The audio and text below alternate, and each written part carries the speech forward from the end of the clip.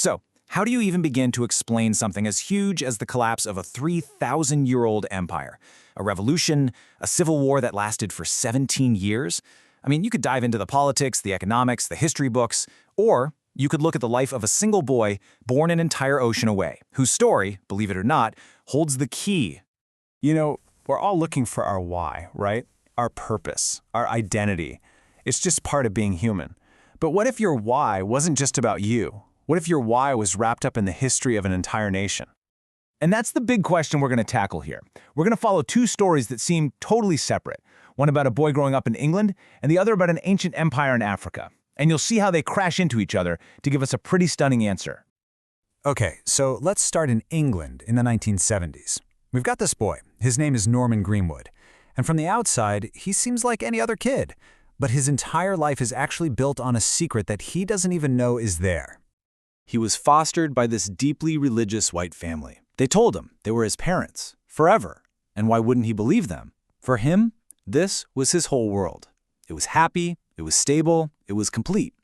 He thought he knew exactly who he was. Or at least he thought he did. Now, let's jump across the world to Ethiopia, same time period, early 1970s. This was an ancient empire ruled by Emperor Haile Selassie, the king of kings. But under all that imperial glitter and gold, the entire nation was starting to crack.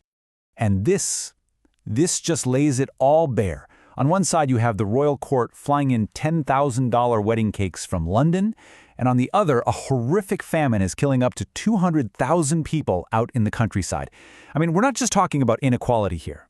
This was a complete moral collapse, and it was the spark that was about to light a revolutionary fire. Right, so here's the thing you got to understand. There was no release valve. The emperor's power was total. He was the state. So when a crisis like this famine hit, there were no channels for change, no legal way to protest. The only option left was a violent one. And this is where a new generation steps onto the stage, ready to walk that path. In the streets of Ethiopia's capital, and without anyone knowing it, in a small town in England, the children of this coming revolution were about to have their lives turned upside down forever. Get this, they had a name for themselves: autocracy's bane. Ethiopia's student movement was seriously one of the most radical in the world. They saw the injustice, they felt the suffering of the people, and they basically dedicated their lives to tearing the whole system down. And their demands were so simple but so powerful, and absolutely revolutionary. They weren't just asking for a few reforms, no. They were demanding an entirely new world. And they were ready to sacrifice everything to get it.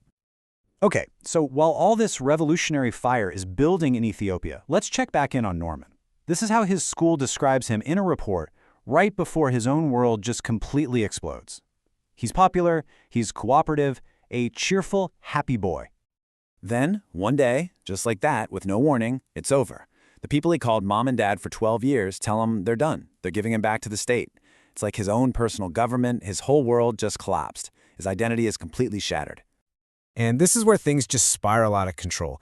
You have the Ethiopian state and the British care system, two institutions that are supposed to provide order and protection, and they both descend into this kind of violent chaos, basically waging war on the very people they were meant to serve.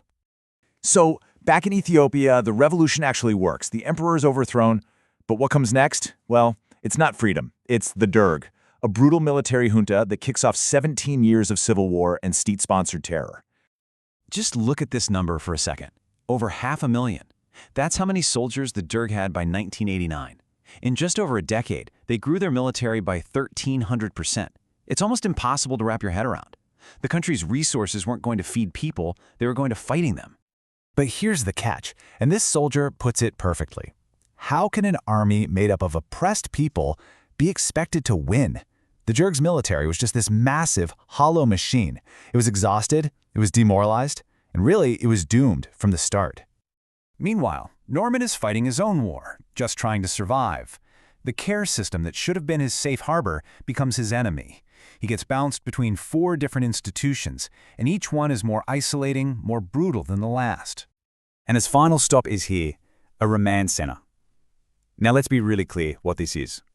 This is not a children's home, it's a lockup, a place for criminals.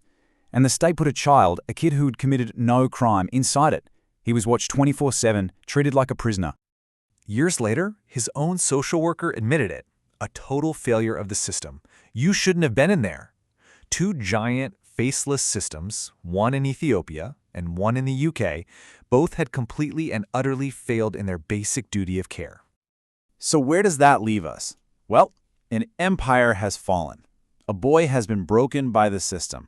And now, finally, these two stories are about to come together to give us an answer. History tells us what happened, right? It gives us the facts. In 1991, after years and years of war, the Derg regime finally collapses. The fighting stops. And at almost the exact same time, the boy we knew as Norman Greenwood turns 18, and he gets his hands on his social services files. And that's when he learns his name is Norman. It's Lemon Sisay.